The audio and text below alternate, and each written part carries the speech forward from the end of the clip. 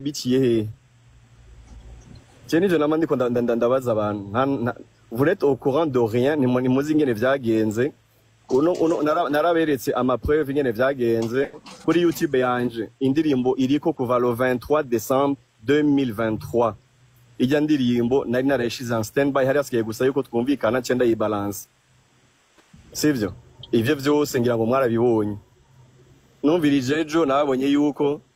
nta numwe yigeze yumviriza kiganiro cya Simbizi yakoze nze umukubito yagiranye na Gael ndabasavye muze kugenda kucyumviriza kugira ngo muronke umuco wose je nta interview nkigira nta biganiro nkigira nabihevye Chris MB twarahagaritse contrat juste kubera ubwo bujyaje bw'abartiste ivyo nakoze Imana nibizo binshimira izobinshimira nta mu artiste numwe ndindire kwa nshimira jewe sivyo donc nizere yuko ndi clair abo biciye benshi ivyo bintu vy'imiziki nta mahera vyahora binyinjiriza je nifitiye boîte zanje zinyinjiriza amahera yanje ijya miziki yabo nta mahera nataruje yahora yinjiriza donc sur ce biciye benshi abo nahora mfasha kuko nubu tous les mardis muzobaze imbere ya biro yanje abahuzi y'abartiste ubunye nta numwe nabwiye n'abasiti sinkeneye kubona umuntu numwe imbere ya biro yanje urumva ine ko ari ya Double J muko muravuga ngo ndayimusubize nimba ari gwiwe kubera iki atayisubizako akaba ari gwiwe kubera iki atayisubizako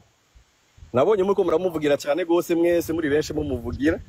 kubera iki atayisubizako nimba ari gwiwe umwana nkujya ashobora kumpa ultimatum jewe nkande mukuru wanje DJ Paulin ndamuhaye indwimwe abe yansubirije ku indirimbo yanje ubuzima bubandanye urubanza gwaraciwe umwana w'ikirobezo nkanuzenya umwana wo mwibarabara nka Kiriku ashaka kugenda gufagira video akantu kajewe nkande DJ Paulin muri yo dossier njewe sindimo sinumva impamvu ugenda ugira ibiganiro uvuga ko njewe ntarezwe umbabarire cyane ntusure kunshafuriza izina nta munsi numwe ndakuburira indero nta munsi numwe njewe ndaza ngo ndakubwire nabi rero habemwo kubahana cyo kuvugana byo ko ntarezwe urashobora gufata umwanya ukarera bawe kugira nibaze bamere nkatwe tutarezwe kandi numvise ngo aparama bariko baravugira indirimbo na Bface ngo yo kuntuka sivyo umuntu uzenye umwavoka wanje ewe arasamye ameze nka crocodile arabarindiriye nijo bituma ubona tana interview nta nakimwe nigeze mvuga jewe sivyo mugabo quand c'est trop je mfise 45 ans sivyo fise abana babaruta bajya bose jewe singiye gukwegana n'abajya abana ndafise ndozenya abanserukira Chage naravuze yuko nzokwitwarira ndavuga ni bakameme bababarire bareke sivyo ntibazi ivyo barimo mugabo urabona ko abibandanije kandi none ibe Bface ibe ba Double J nta success nimwe bagifise uzora niwe ati bajya abantu bose bashaka kugendera bashaka kumenyekana bose bacabavuga izina ryanje kuri video porno zenya Cameron yafashe ari kumwe na Double J avuga yuko yavuze gute reka ndavuze unajua tulifanya hiyo ngoma pamoja na Double J kutoka kwenye upendo hamna malipo hamna lolote no unajua management wanakuwa na shida zao